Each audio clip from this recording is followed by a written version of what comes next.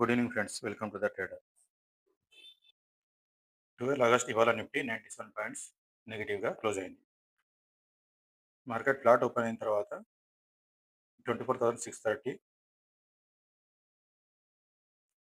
Thursday expiry day యొక్క హైని break చేసి పైన క్లోజ్ అయింది.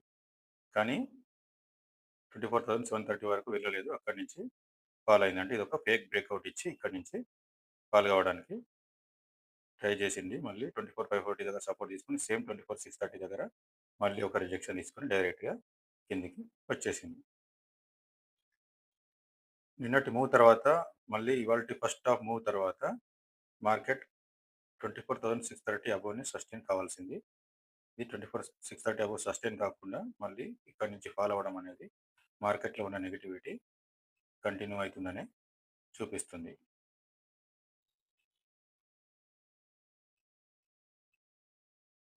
అవార్టీలో continue lower highs lower lows continue lower lows lower highs వేసుకుంటూ మార్కెట్ వస్తుంది, కిందికి వస్తుంది. ఇవాళ కనుక 24,730 అబోవ్ ఇక్కడ ఈ లెవెల్ అబోవ్ కనుక క్లోజ్ అయితే ఇది ఈ డౌన్ ట్రెండ్ అనేది షార్ట్ టర్మ్ డౌన్ ట్రెండ్ అనేది ఇన్వాలిడ్ అయ్యేది. కానీ అక్కడి దాకా వెళ్ళకముందే అక్కడి నుంచే మళ్ళీ ఫాల్ కావడం అనేది మార్కెట్లో ఉన్న నెగిటివిటీ అనేది షో చేస్తుంది. రేపు ఏం జరగచ్చు?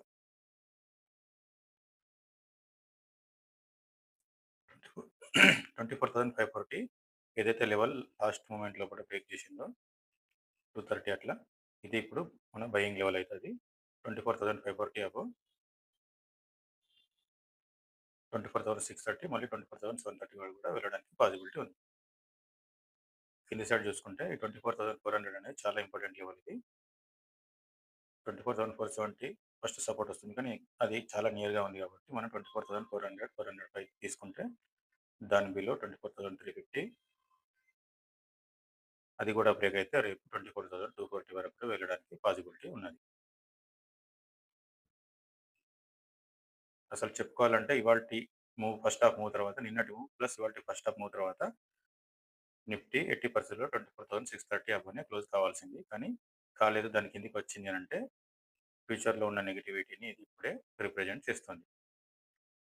పాజిటివ్గా నిఫ్టీ మారాల్సి ఉంటే ఇవాళనే 24,630 అబోవ్ క్లోజ్ కావాల్సింది, కాకుండా మళ్ళీ కిందికి రావడం అనేది ఇది పూర్తి నెగిటివిటీని షో చేస్తుంది. ఇవాళ యూఎస్ ఇన్ఫ్లేషన్ డేటా కూడా ఉంది. దాన్ని ముందే ప్రైజింగ్ చేయడానికి మార్కెట్ ప్రయత్నం చేసిందని తెలుస్తుంది.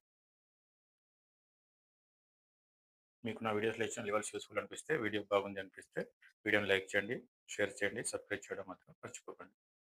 Thank you.